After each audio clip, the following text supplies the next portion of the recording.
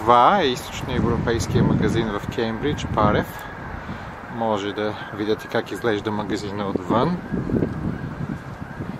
Това е входната врата. Тук е работното им време. Когато се влезе, вляво е касата.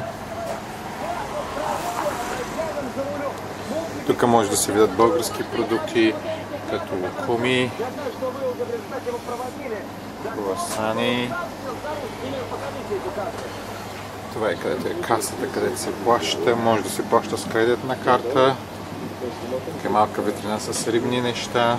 Това е български кът в магазина, където може да намерите различни български продукти. Има гювечета, мишмаш, различни видови лютеници.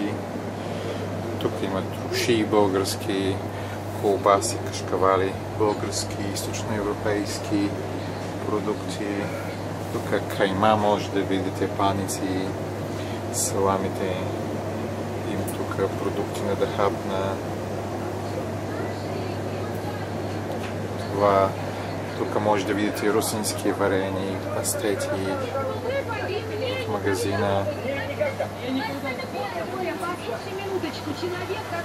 Друга част от магазина.